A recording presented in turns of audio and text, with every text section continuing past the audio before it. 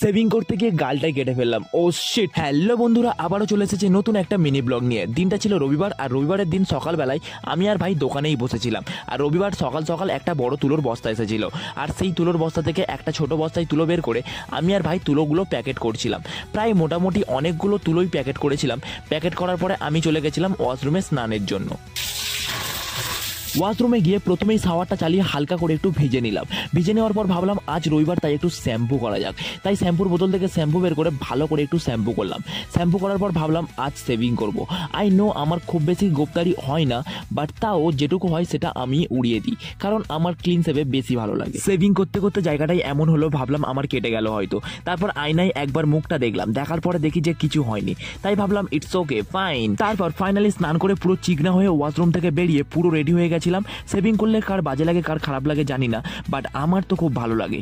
একটা আলাদাই confidence level বেড়ে যায়, সেটা বলে বোঝানো যাবে না গাইস। তারপর বসে পড়েছিলাম খেতে। রবিবারের বাজার, দেখা যাক কি রান্না হয়েছে। মেনুতে ছিল ঢেঁড়স ভাজা, ভাত আর সঙ্গে খাসির মাংস। উফ, দেখে তো পুরো জিভে জল চলে এসেছিল। আমার মায়ের হাতের খাসির মাংস একবার খেলে বারবার খেতে ইচ্ছা করবে। তারপর বেশি দেরি না করে ভাত বেড়ে নিয়ে ফটাফট খাওয়া দাওয়া শুরু করে দিয়েছিলাম।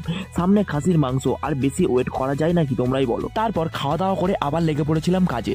যে তুলোগুলো সকালবেলা বসে প্যাকিং করছিলাম সেগুলো এখন দড়িতে ঝুলানোর জন্য সেলাই করছি।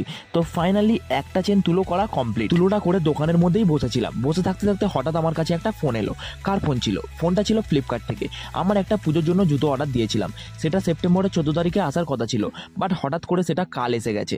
আর কি জুতো অর্ডার দিয়েছিলাম সেটা দেখতে হলে আমাকে ফলো করে নাও তাড়াতাড়ি। নেক্সট ভিডিওতে তোমরা দেখতে পেয়ে যাবে। Till then, by.